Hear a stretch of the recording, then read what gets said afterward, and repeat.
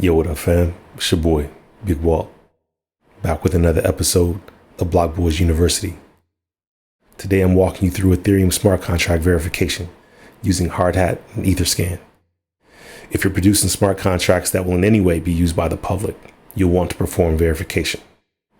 Don't worry, I'll cover everything you need to get you up to speed, so rock with me.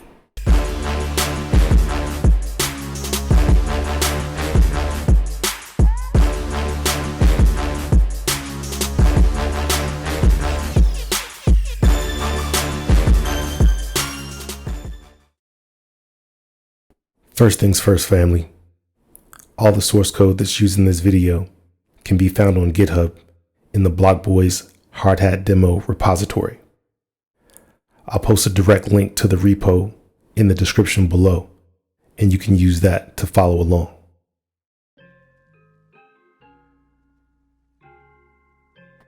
So what is smart contract verification? Let's take it directly from the horse's mouth. Let's check out the Ethereum Foundation. Reading directly, it says, smart contracts are designed to be trustless, meaning users shouldn't have to trust third parties before interacting with a contract. As a requisite for trustlessness, users and other developers must be able to verify a smart contract's source code. Source code verification assures users and developers that the published contract code is the same code running at the contract address on the Ethereum blockchain. It's important to make the distinction between source code verification and formal verification. Source code verification refers to verifying that the given source code of a smart contract in a high-level language, like Solidity, compiles to the same bytecode to be executed on the contract address. Formal verification is more about, is the code good, right? Does the code work the way you think it's going to work? Source code verification is basically, is this source code reflective of the bytecode, the compiled contract on the blockchain? Now I'll explain why that's important for trust. It's important because theoretically speaking, somebody could deploy a malicious contract on the blockchain and present some source code to say, hey, this is the source code for that contract address. And that source code could be legit, and they could be used to dupe people into interacting with the smart contract on the blockchain, and then people will be taken advantage of, and that's no good. You can't build trust in that way. So if we look at this diagram that they published, you can see that the way verification works is that it takes all the source code, it compiles it, using the same settings supposedly that the original contract was compiled with, and produces bytecode. That temporary bytecode that was produced is then matched up against the bytecode that's on the blockchain with the published contract. If those things match up, then it's verified, and then at least the source code reflects the contract as it's deployed and is legit. If it doesn't match, then it won't be verified, or something's wrong. So anyway, that is verification. You can almost, if you're an old head, crypto geek, then it's almost like taking the hash of a message and then rehashing it and seeing if the two hashes match. And then you have a verified message. If the hashes don't match, then you don't. So it's the same concept, except instead of running it through a hash algorithm, you're running it through the Ethereum compiler. We'll be using a combination of Hardhat and Etherscan to verify our smart contracts. Etherscan is what is known as a blockchain explorer, and fundamentally, it's a tool that allows us to read the state of the blockchain. From its inception, Etherscan has evolved to include many more helpful features, including smart contract verification. But again, let's take a look at what Etherscan has to say about itself. Etherscan is the leading block explorer for the Ethereum blockchain. A block explorer is a search engine that allows users to easily look up, confirm, and validate transactions that have taken place on the Ethereum blockchain. So that's what it is, and that is the tool that is referenced in this diagram. Well, technically speaking, it's not referenced in this diagram, but when you look at this process of compiling the code into the bytecode and then comparing that to the bytecode of the deployed contract, this is all being performed by Etherscan. So that's the role that it plays in all of this. So now we're going to go ahead and view a deployed contract. So let's actually jump over to Etherscan. Now, we already deployed a smart contract in my previous video. We used Hardhat to deploy a smart contract onto the Goerli test network. So we're going to grab the address of the contract that we've already deployed, and then we're going to pop that in here in the testnet explorer to search for it so that we can interact with our deployed contract a little bit. So let me see, go over here, grab this address,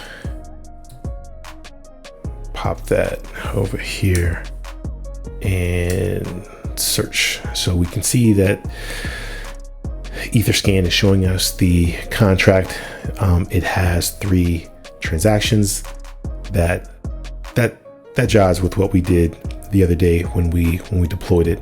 We ran a couple transactions. The last thing that we did was reset it back to the defaults. So that makes sense. You can see up here, the contract creator is hex EEFE764. If we look at the, one second.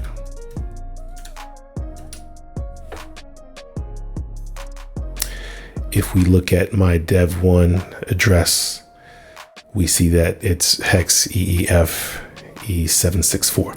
So that matches. So, from a sniff test perspective, this is the contract that we deployed the other day. And that's how you look up smart contracts in Etherscan.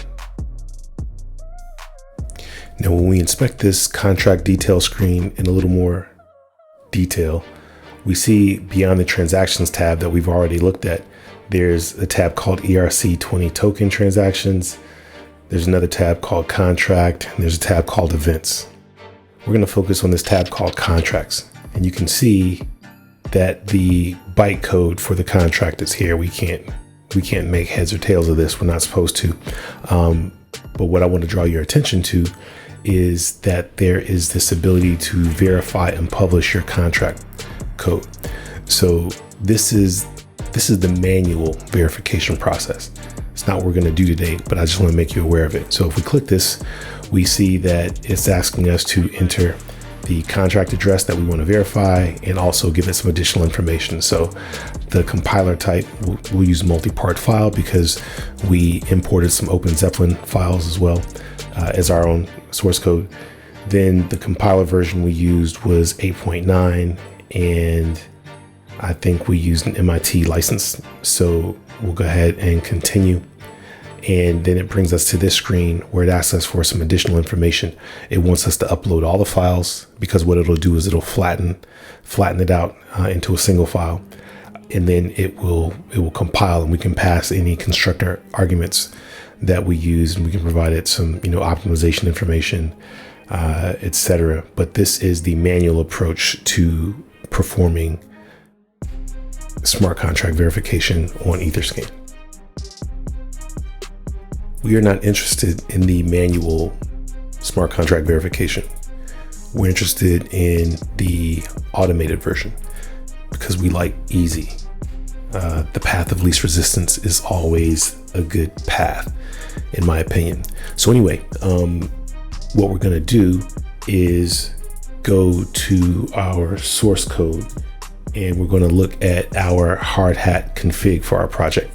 And the way you enable the automatic smart contract verification is basically to configure your Hardhat project to do just that. So what we're going to do is we are going to add, another object to our Hardhat configuration. We've already got networks there. We're going to add something called Etherscan, and we are going to include an API key object. And this is cool because you can basically have keys for multiple networks. So we can have one for mainnet and the various test nets that we're going to use right now. We're only going to do Goerli. So this one is basically going to be for the Goerli testnet. And I'm just going to make that the empty string for right now. What we're ultimately going to do is basically add our secrets. So, and actually, I've already got my secrets file set up to do this. So I'm just going to go secrets.net networks.Goerli.Etherscan API Key. And that is going to set us up for doing a automatic smart contract verification. So now what we need to do is get an Etherscan API key. So I'm going to jump over to the primary Etherscan, jump off the Goerli instance real quick, and I am logged in already. And if I go down here to API keys and select that, then I'll be taken to this place where I can create an API key, and it's relatively easy. You just click the add button, and I'm going to call this Hardhat demo and create the API key for that. And you can see now I actually have our Hardhat demo API key. So I'm just going to copy this, and then I'm going to paste this into my secrets file. All right. Now that we have acquired our Etherscan API key and we've added that to our secrets file, we have a properly configured project that we can now verify our smart contract. So just to sort of like go over the configuration, one final time, we've got ourselves set up to use the Goerli network, and we have our endpoint with an API key as well as a Ethereum wallet account, or an externally owned account. We've got that configured right here, the private key for that. And then we have our Etherscan API key for Goerli configured. And that's really all we need. It's pretty simple once you boil it all down. So now we're just going to go ahead and execute the command to do the verification. So we'll verify. We tell it that we want to target the Goerli network, and we use the address on Goerli where our smart contract is deployed. And that should do it. Go ahead and hit the enter key, and we will, we got an unexpected error. Let's see.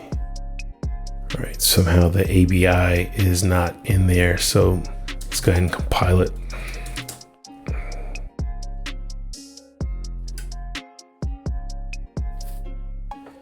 Now pretty much all that's left to do is to run the verify command. So let's do that.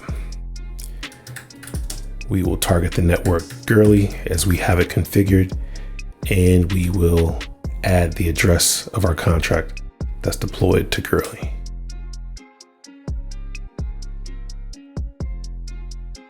It's doing its thing.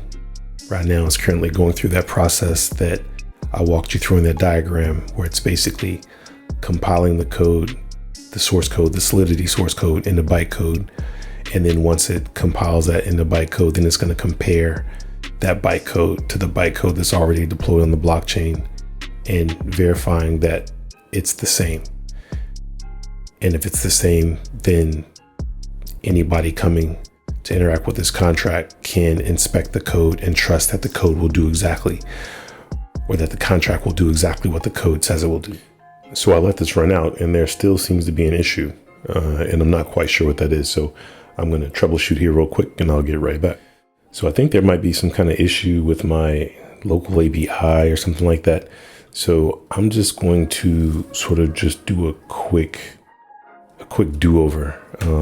I'm going to clean out my cache. I'm going to recompile the Hello Smart contract. Then I'm going to deploy it.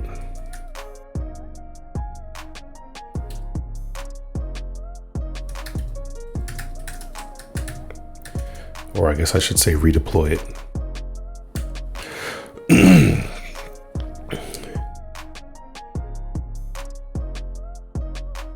When I redeploy it, it is going to give me a new, a new address to where this smart contract has been deployed. and we will use that to perform our verification. All right, so there it is. It's deployed to this address now. And if I go over, excuse me, back to Etherscan here, and I search for this new address, then we see that there's a single transaction where this thing was created. So now I'm going to verify this. So if we click on the contracts tab, we see the bytecode, and we're going to go back to our terminal. And now I'm going to, excuse me, verify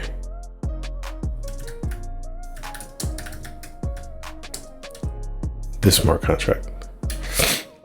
And given that this is a fresh build, there shouldn't be any issues with this one. So this might take a second. We'll pause and we will come back after it's completed. So I just did a whole bunch of investigation because no matter what I'm doing, it seems like I'm actually unable to verify my smart contract against the Goerli testnet. So I did some snooping around, and what I found out was that on Goerli, at least, there are some smart contracts getting verified today. You can see the dates on all these. There's actually quite a few, it looks like, but these smart contracts were all verified today. What I don't know is whether or not these smart contracts were verified via the manual process or the automated process. And even if it was the automated process, is it Hardhat or is it Truffle? Not sure, because the information here doesn't let us know that. So anyway, I didn't want to give up showing you guys actually how to do the verification and show you that it works. So I decided to take an alternate route. So what I did is I have set up Rinkeby as a network target. And so you can see right here, there used to just be the Goerli network, but now there's the Rinkeby network defined in my Hardhat configuration file. And that gives us the ability, along with the Rinkeby API key for Etherscan down here, that gives us the ability to deploy the same Hello smart contract to the Rinkeby network and then perform a verification. So we're just going to run through this real quick. I'm going to clean the cache, and after cleaning the cache, I'm going to recompile the smart contract. And once it compiles, I am then going to deploy it to the Rinkeby network this time. Let's see, let's run script deploy.ts. I'm going to do this against the Rinkeby network. So it's going to deploy this smart contract against Rinkeby now, as opposed to Goerli. And again, this is basically to show you what it would look like if it were working in the Goerli environment. But for whatever reason, it's not right now, but I still want you guys to see it. So we have a smart contract address now on Rinkeby, which is where our smart contract is deployed. So if we go back to Etherscan and I switch over to the Rinkeby testnet and then I search for this address, then it finds the smart contract. So you can see that it was created 29 seconds ago. You can also see that its creator is hex EEF E764, which is my dev1 wallet address. So it's all looking good. If we go over to the contract, what we see now is that it's the bytecode. So this is not a verified contract. So now if I go back to my terminal, and now we run verify and we target the network Rinkeby, and we provide it with this contract address, then it's going to go about the business of verifying the contract. And when it works, it really doesn't take that long. So we'll just sit here for a second while it's doing its thing. And as long as this is working in the Rinkeby environment, we should get confirmation relatively quickly that the verification succeeded, and then I'll be able to complete this demo so we can get on with it. It does appear to be taking a second, so I might just pause this until it comes back. So there it is. You can see that the verification was successful. We got the message here that the verification was successful, and they give us a link back to the smart contract and the verified code. So basically, if I come back here where there used to be bytecode and I just refresh the screen, we can see now that there is freshly verified source code. So if let me just scroll down a little bit, you see that there is the hello.solidity file. And then you see the imports for counter, strings, and ownable from OpenZeppelin, and all the things that they depend on. I'm not going to go through all that now, but that's all of the code, and all of it had to be verified. And so people can come through and they can look at our smart contract, and they can be confident that the smart contract itself is properly represented by this code. So you'll notice that there's 3 buttons here. There's the code, then there's read and write contract buttons. So if I click on the read contract button, this is actually the public interface, the read-only public interface of our smart contract. And if I click on greeter, then it gives me the value of this property, which is Jane Doe by default. If I do the greeter count, it's 0. That's correct by default. And if I check the owner of the smart contract, again, it's hex EEFE764, which we know is correct. And then finally, if I click on the behavior here, which is the greeting, it gives us the hello world, my name is Jane Doe. The greeter has changed 0 times. So that's cool because you can actually interact with the smart contract directly on Etherscan. What's even better though is there is a write interface that is also available, but this requires that we connect with our wallet. I'm gonna connect my wallet so that I can execute the write contract.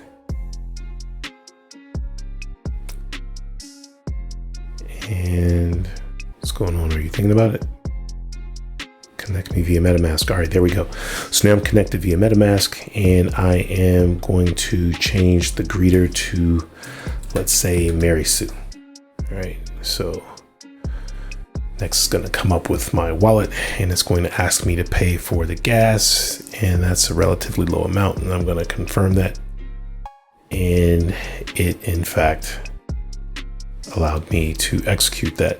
And you can view your transaction again on Etherscan, and the transaction was successful. So if I come back over here and I look at the read contract, now the greeter is Mary Sue, and the greeter count is now 1 because it's changed 1 time. So if I go back to the write contract and actually, let's go back. If we look at the greeting, now it says, hello world, my name is Mary Sue, and the greeter has changed 1 time. So if I go back here just for completion's sake, and I reset, there's no parameters, it's just reset, and I will confirm the transaction. I'll pay that gas. And if I view the transaction, it's pending. But hopefully it will be successful in a relatively short period of time.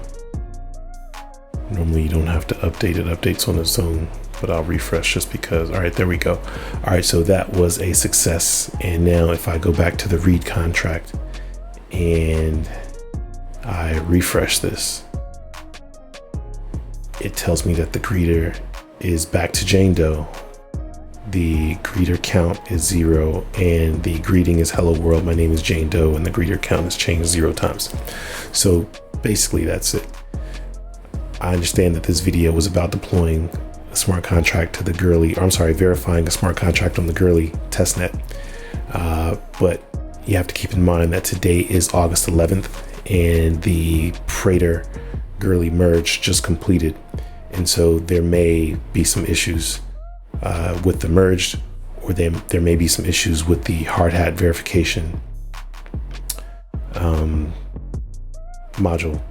And that might be the reason why it didn't work out, but at least you got to see it in action. So that's it, fam. It's too easy. Now I know we went over the river and through the woods. This wasn't exactly the path that I wanted to take you on. However, sometimes it's good to understand that things happen sometimes. And when things happen, you have alternatives. So in this case, the Goerli situation didn't work out. We pivoted. We did our verification on the Rinkeby testnet.